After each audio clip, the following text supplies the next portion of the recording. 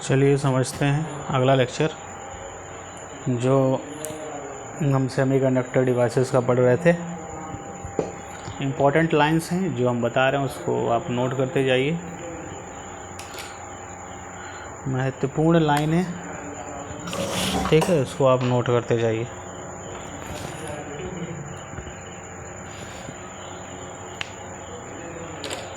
तो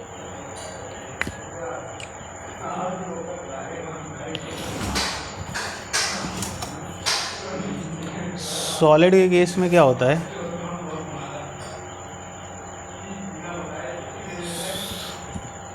अभी हमने ये देखा एनर्जी लेवल, हमने देखा इसके पहले energy level of an atom. अगर हम एक एटम के इलेक्ट्रॉन की बात करें या एटम की बात करें तो उसमें एनर्जी लेवल होते हैं। क्या होते हैं? एटम में एनर्जी लेवल होता है। कौन सा energy level? 1s 2s 2p 3s। ये क्या है? एनर्जी लेवल है। किसमें? एटम के केस में। तो लिख लें एटम के केस में एनर्जी लेवल होते हैं। क्या होते हैं? एनर्जी लेवल होते हैं। कौन कौन से? 1s 2s 2p 3s। ये सब क्या है? एनर्जी लेवल है। जबकि अगर हम सॉलिड के केस में बात करें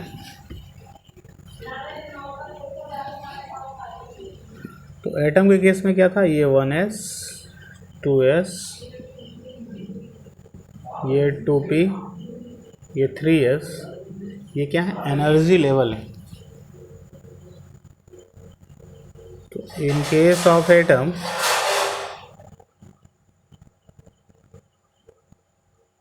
एनर्जी लेवल एग्जिस्ट। इसको आप लिख लीजिए। एटम के केस में एनर्जी लेवल एग्जिस्ट करते हैं। आप लिखें इसको। जब हम एक से ज़्यादा एटम की बात करते हैं, मोर देन वन एटम की जब बात करें, जिसको हम सॉलिड्स बोलते हैं, जब बहुत सारे एटम मिल जाते हैं तो सॉलिड बन जाता है। तो अगर हम सॉलिड के टर्म में बात करें तो वहाँ एनर्जी लेवल नहीं होते हैं। ये नोट कर लें, बहुत इंपॉर्टेंट पॉइंट है। तो लिख लें energy band in solids. Solids के केस में क्या होता है? एनर्जी बैंड होता है। तो लिख लें सॉलिड के केस में एनर्जी लेवल नहीं होता, एनर्जी बैंड होता है। अब सवाल ये है कि एनर्जी बैंड क्यों होता है ना? एनर्जी बैंड क्यों होता है? एनर्जी लेवल क्यों नहीं होता? सही है ना? सॉलिड केस में एनर्जी बैंड ही क्यों होता है, एनर्जी लेवल क्यों नहीं होता? तो होता क्या है, देखिए कि जैसे ये एक एटम है। सॉलिड में क्या होगा? कई सारे एटम होंगे। तो हम दो एटम की बात करें तो एक एटम का जो न्यूक्लियस है दूसरे एटम के इलेक्ट्रॉन को अफेक्ट करता है। ऐसे दूसरे एटम का जो न्यूक्लियस है वो पहले एटम के इलेक्ट्रॉन को अफेक्ट करता है। तो पहले एटम का न्यूक्लियस दूसरे के इलेक्ट्रॉन को अफेक्ट करेगा, दूसरे एटम का न्यूक्लियस पहले के इलेक्ट्रॉन को अफेक्ट करेगा। इस अफेक्शन की वजह से एनर्जी स्प्लिट हो जाती है। क्या हो जाती है? ये जो एक का फील्ड दूसरे के न्यूक्लियस को अफेक्ट करेगा, दूसरे का फील्ड पहले के न्यूक्लियस को अफेक्ट करेगा। यानी एक का न्यूक्लियस दूसरे के इलेक्ट्रॉन को अफेक्ट करेगा, दूसरे का न्यूक्लियस पहले के इलेक्ट्रॉन को अफेक्ट करेगा। तो जब दो एटम या दो से ज़्यादा एटम की बात होगी, यानी जब सॉलिड की बात होगी, तो एक का न्यूक्लियस दूसरे के इलेक्ट्रॉन को, दूसरे का न्यूक्लियस पहले के इलेक्ट्रॉन को अफेक्ट होगा, जिससे एनर्जी स्प्लिट हो जाती है। क्या हो जाती है? एनर्जी स्प्लिट हो जाती है। तो एनर्जी एक रेंज में डिफाइन हो जाती है, एनर्जी एक रेंज में आ जाती है। एनर्जी क्या हो जाती है एनर्जी एक रेंज में डिफाइन होती है ना। एनर्जी एक रेंज में डिफाइन होने लगती है, ठीक है, इसको नोट कर लीजिए। तो एनर्जी एक रेंज में डिफाइन होती है और इसको जैसे एनर्जी 1s का है तो ये लोअर एनर्जी लेवल होगा और ये 1s का हाइयर एनर्जी लेवल होगा। तो 1s lower energy level, 1s का हाइयर एनर्जी लेवल, ये 1s का हो गया।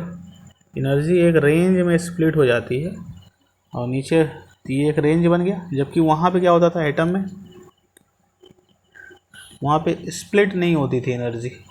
स्प्लिटिंग क्यों हुआ, ये स्प्लिटिंग क्यों हुआ, एनर्जी लेवल क्यों क्रिएट हो गया, ये जो एनर्जी स्प्लिट हुई ना इसको बोलते हैं एनर्जी बैंड।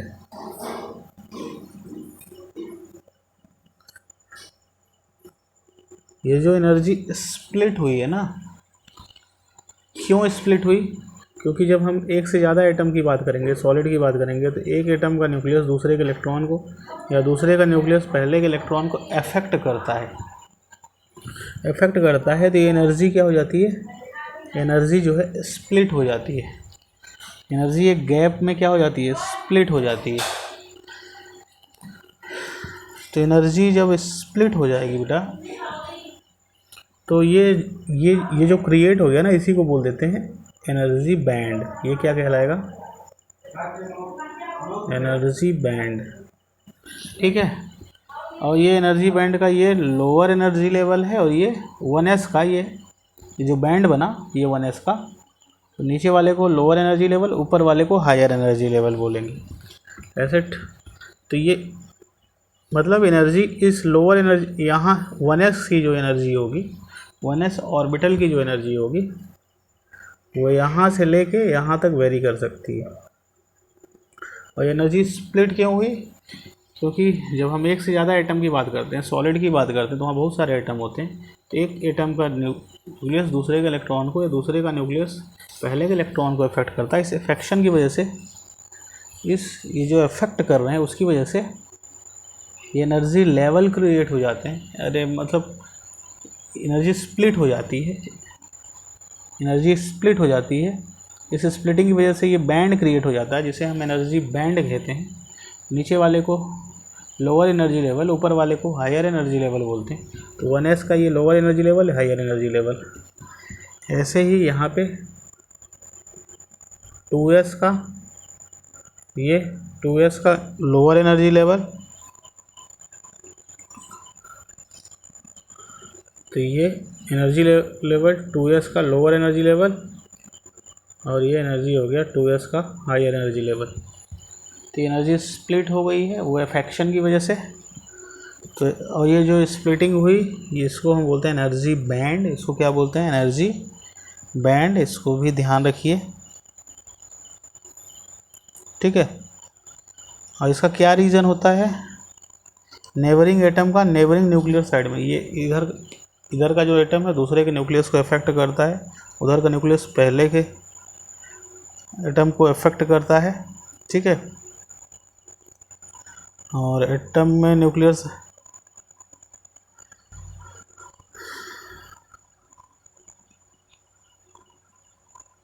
तो इसलिए ये इफेक्शन की वजह से एनर्जी लेवल होते हैं। और यहाँ पे ये 1s एनर्जी बैंड होता है, यहाँ पे एनर्जी लेवल होता था।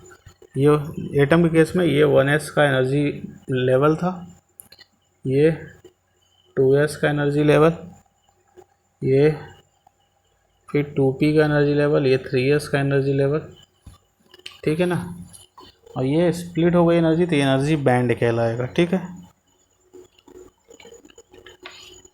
आगे चलें।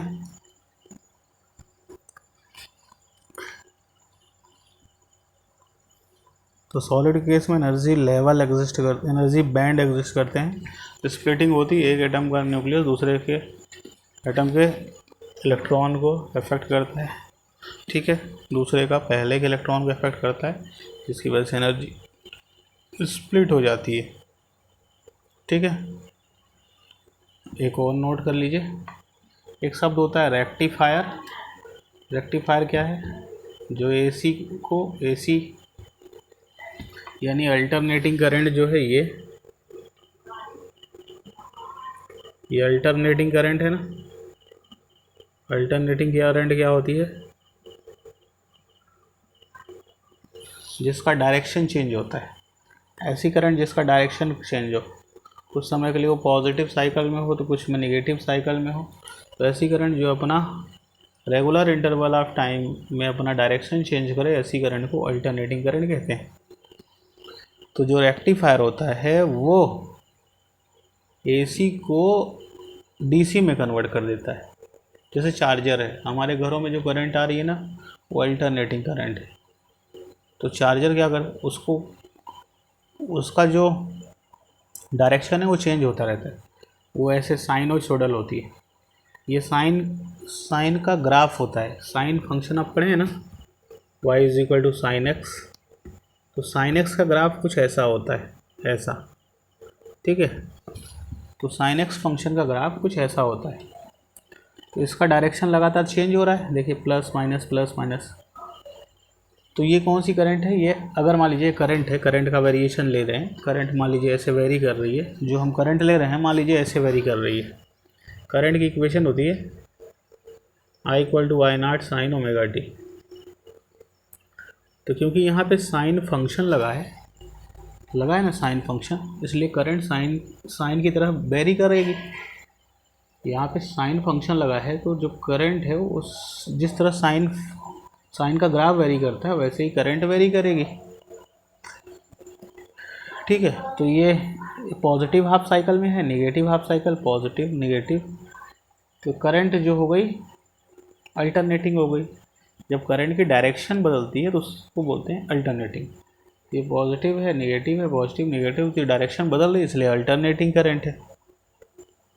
क्लियर है? तो जो अल्टरनेटिंग करंट है, जो हम लोग के घरों में करंट आती है, जो ट्रांसफार्मर से करंट आ रही है, वो अल्टरनेटिंग करंट है। उस करंट को डीसी में कन्वर्ट कर देता है। वो करंट मारता है, तो जो चार्जर है उसको डीसी में कन्वर्ट कर देता है, फिर करंट नहीं मारता। चार्जर आप फंसा दीजिए और नीचे उसका जो पिन लगाते हैं मोबाइल में, उसको टच करिए, करंट नहीं मारता। तो वो क्या करता है, एसी को डीसी में कन्वर्ट कर देता है। उसमें रेक्टिफायर लगा होता है। रेक्टिफायर क्या है कि जो हाफ साइकिल है, ये पॉजिटिव हाफ साइकिल है, निगेटिव हाफ साइकिल है। जो डायरेक्शन चेंज हुई है ना, तो डायरेक्शन जो चेंज हुई है उसको बदल देता है, एक डायरेक्शन में कर देता है। तो एसी जो था वो डीसी में कन्वर्ट हो जाएगा। जब डायरेक्शन चेंज नहीं होगा, या तो पॉजिटिव हाफ साइकिल में रहे, वो डायरेक्ट करंट है। अगर वो पॉजिटिव हाफ साइकिल में है तो डायरेक्ट करंट है, ठीक है। तो जो हमारा जेनर बोलते हैं, जो हमारा मोबाइल चार्जर है, वो रेक्टिफायर का काम करता है। वो एसी को डीसी में कन्वर्ट कर देता है। इसको लिख लीजिए, रेक्टिफायर क्या होता है? Which convert AC into DC. इसका एग्जाम्पल चार्जर है, ये भी इंपॉर्टेंट है, लिख लीजिए। हम डोपिंग जो करते हैं ना, डोपिंग हम क्यों करते हैं, पहले ये ध्यान दीजिए। डोपिंग करते हैं कंडक्शन को बढ़ाने के लिए, ताकि जो करंट बह रही है वो बढ़ जाए। अगर करंट की वैल्यू बढ़ जाएगी, नहीं समझे आप, हम चाहते हैं कि करंट का फ्लो बढ़ जाए सेमीकंडक्टर में, तो हम क्या करते हैं, पेंटावैलेंट या ट्राईवैलेंट इम्प्योरिटीज़ मिलाते हैं। इस इम्प्योरिटीज़ को मिलाना डोपिंग कहलाता है। और ये मिला क्यों रहे हैं? ताकि जो हमारा कंडक्शन है, जो सेमीकंडक्टर एक कंडक्टर की तरह बिहेव नहीं कर रहा है, तो वो बिहेव करने लगे, ठीक है। तो कंडक्शन वाली प्रॉपर्टी, यानी करंट फ्लो हो उससे आसानी से, उस प्रॉपर्टी को बढ़ाने के लिए हम क्या करते हैं, हम क्या करते हैं, इम्प्योरिटीज़ मिलाते हैं, पेंटावैलेंट या ट्राईवैलेंट इम्प्योरिटीज़, ताकि कंडक्शन वाली प्रॉपर्टी बढ़ जाए, ताकि करंट फ्लो उसमें आसानी से होने लगे। किसमें किसमें किसमें सेमीकंडक्टर में। तो सेमीकंडक्टर में हम करंट बढ़ा सकते हैं डोपिंग करके भी, और दूसरा उसको थर्मली, यानी उसका टेम्परेचर बढ़ा के हम डोपिंग, टेम्परेचर बढ़ा के हम क्या कर सकते हैं, कंडक्शन बढ़ा सकते हैं। टेम्परेचर बढ़ा दें तो भी कंडक्शन बढ़ जाएगा, या दूसरा इम्प्योरिटीज़ मिला दें, इम्प्योरिटीज़। ठीक है, तो जो डोपिंग करते हैं, इम्प्योरिटीज़ मिलाना डोपिंग है, तो इसको लिख लें। डोपिंग करके हम क्या करते हैं, कंडक्शन प्रॉपर्टी बढ़ाते हैं।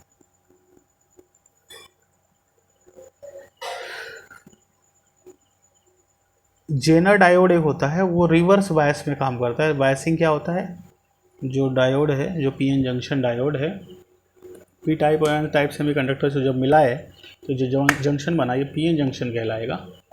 इसको जब बैटरी से कनेक्ट कर देंगे तो ये क्या कहलाएगा, बायसिंग। तो डायोड को बैटरी से कनेक्ट करना बायसिंग कहलाता है। और अगर पी टाइप को पॉजिटिव से, एन टाइप को निगेटिव से कनेक्ट करते हैं तो फॉरवर्ड बायसिंग, और पी को निगेटिव से एन को पॉजिटिव से कनेक्ट कर दें, इसको रिवर्स बायसिंग बोलते हैं। और जो जेनर डायोड होता है, इसको नोट कर लीजिए, Zener diode works in a reverse bias. Note कर लीजिए, बहुत इंपॉर्टेंट है, जेनर डायोड रिवर्स बायस में काम करता है।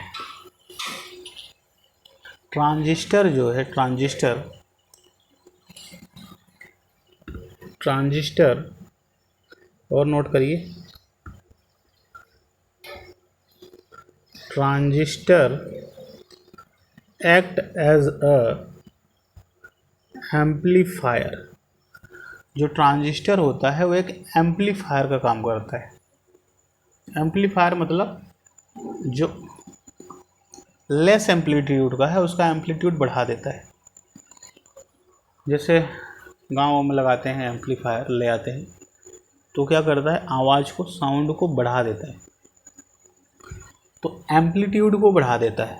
एम्पलीट्यूड को अगर हम बोल रहे हैं तो वो वेव है, तो उस वेव का एम्पलीट्यूड बढ़ा देगा, ताकि जो लो साउंड है वो उसका साउंड बढ़ जाए। अगर साउंड के टर्म में बात करें, एम्पलीफिकेशन, तो साउंड को बढ़ा देगा, साउंड के एम्पलीट्यूड को बढ़ा देगा। तो ट्रांजिस्टर एक एम्पलीफिकेशन का भी काम करता है, यानी एम्पलीट्यूड को बढ़ा देता है। ट्रांजिस्टर एक स्विच की तरह भी काम करता है, नोट कर लें। Transistor act as a switch also, transistor switch की तरह भी काम करता है, इसको भी लिख लें। बहुत इम्पोर्टेंट पॉइंट्स हैं, इसको लिखते जाइए। हाँ, यहाँ पे समझे,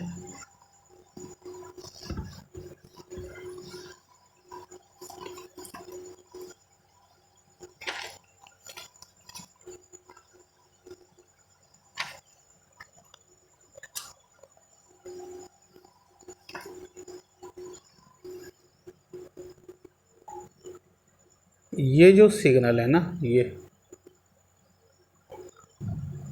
ऐसे भी सिग्नल होते हैं। इस तरह के सिग्नल को एनालॉग सिग्नल कहते हैं। क्या कहते हैं, एनालॉग सिग्नल। लिख लें, ये कौन सा सिग्नल है, एनालॉग सिग्नल, लिख लीजिए।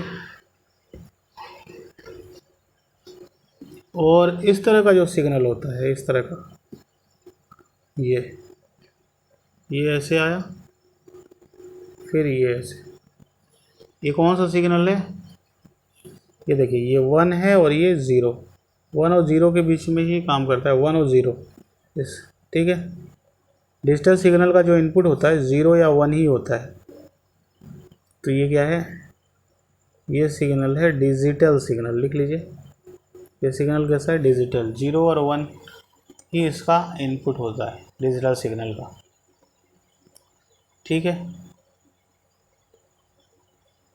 तो ये एनालॉग सिग्नल था। ये जो सिग्नल था ये कौन सा सिग्नल था, ये एनालॉग सिग्नल था, और ये कौन सा सिग्नल है, डिजिटल सिग्नल। अच्छा, इलेक्ट्रॉनिक्स क्या होता है बताइए, इलेक्ट्रॉनिक्स क्या होता है? जैसे हम इंजीनियरिंग करते हैं तो वहाँ पे एक ब्रांच लेते हैं इलेक्ट्रॉनिक्स, तो ये इलेक्ट्रॉनिक्स क्या है?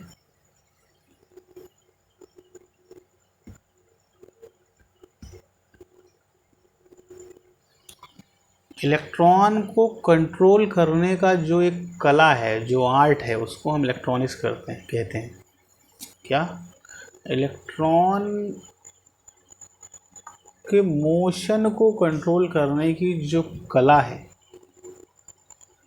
इलेक्ट्रॉन ट्रैवल कर रहा है, मोशन कर रहा है, तो उसके मोशन को कंट्रोल करने की जो कला है। अच्छा, कंट्रोल क्यों करते हैं? ताकि ह्यूमन का एक वेलफेयर हो। अगर हम कंट्रोल नहीं किए तो पता चले हम उसमें चिपक गए, करंट बह रही है, हम जाके चिपक गए। तो इलेक्ट्रॉन के मोशन को कंट्रोल करने का जो आर्ट है उसको बोलते हैं इलेक्ट्रॉनिक्स। ठीक है, कहाँ कंट्रोल करते हैं? घड़ी में डिजिटल इलेक्ट्रॉनिक्स जो होती हैं, डिजिटल वॉच होती हैं, उसमें हम इलेक्ट्रॉन के मोशन को कंट्रोल करते हैं। और कैलकुलेटर में जो डिजिटल कैलकुलेटर आते हैं उसमें भी हम इलेक्ट्रॉन के मोशन को कंट्रोल करते हैं। टेलीविज़न, जो पुराने समय में जो टीवी आती थी कैथोड रे ट्यूब वाली, जो पिक्चर ट्यूब पीछे लगी रहती है, ब्लैक एंड वाइट टीवी जो आती थी, उसमें डायरेक्ट पहले टीवी चालू नहीं हो जाती थी, उसमें टीवी चालू नहीं, थोड़ा समय लेती थी। उसमें क्या होता था, इलेक्ट्रॉन जाके इजेक्ट होते थे।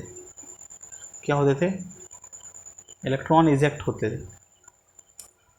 तो पुराने समय वाली जो टेलीविज़न थी उसमें भी क्या था, इलेक्ट्रॉन के मोशन का ही कंट्रोल होता था।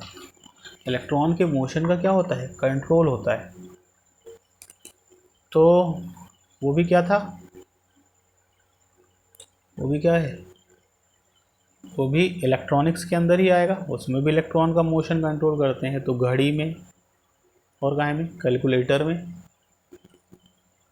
टेलीविज़न में, कैथोड रे ट्यूब वाली जो टीवी आती थी, CRT कैथोड रे ट्यूब, उसमें भी इलेक्ट्रॉन के मोशन का कंट्रोल होता है।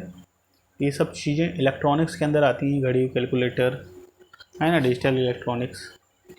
और डिजिटल इलेक्ट्रॉनिक्स में दो ही इनपुट होते हैं, 0 और 1। ये 0 और 1, ठीक है, 0 और 1 इनपुट ये रहेगा, तो ये डिजिटल सिग्नल कहलाते हैं। और ये जो सिग्नल है ये एनालॉग सिग्नल कहलाते हैं। ठीक है, क्लियर है? इसको नोट कर लें।